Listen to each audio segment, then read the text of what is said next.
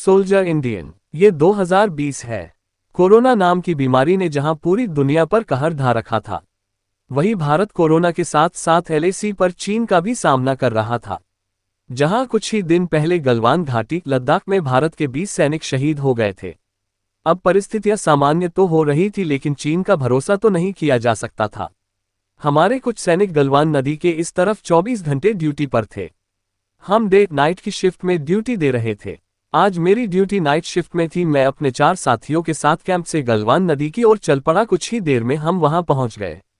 अब हमारे दूसरे साथी कैंप की ओर चल दिए। धीरे धीरे रात के साथ साथ ठंड भी बढ़ने लगी। हमने अब ये निर्णय किया कि 2 सिपाही ड्यूटी देंगे और बाकी 3 स्लीपिंग बैग में आराम करेंगे। कुछ ही देर में उन 3 को नींद आ गई। अभी थोड़ा ही वक्त गुजरा था कि उनमें से एक जोर से चिल्लाकर उठ बैठा। उसकी चीख सुनकर हम भागकर उसके पास गए।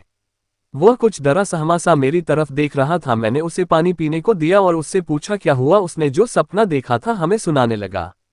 चीन ने भारत पर हमला कर दिया।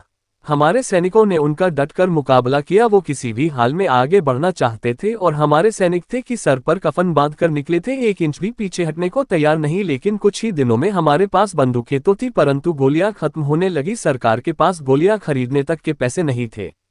फिर भी हमारे सैनिक थे जो उधर की हवा तक को रास्ता न देने की ठान चुके थे। हर कोई बिना हथियारों के आखिरी सांस तक लड़ने को तैयार था। थोड़ी देर के लिए गोलियां चलना बंद हुई तो हम लोग एक जगह चट्टान के पीछे इकट्ठे हुए। उसी समय किसी ने हमें एक वीडियो दिखाया जिसमें ये बताया गया था हमारे देश के लोग किस तरह चीनी सामान का इस्तेमाल कर देश का पैसा वहां भेज रहे हैं और उन्हीं पैसों से खरीदी गोलियां हम ही पर बरस रही हैं। ये सब देख सुनकर हमारे सैनिकों का मनोबल टूट सा गया। हताशा उनके चेहरों पर साफ छलकने लगी थी।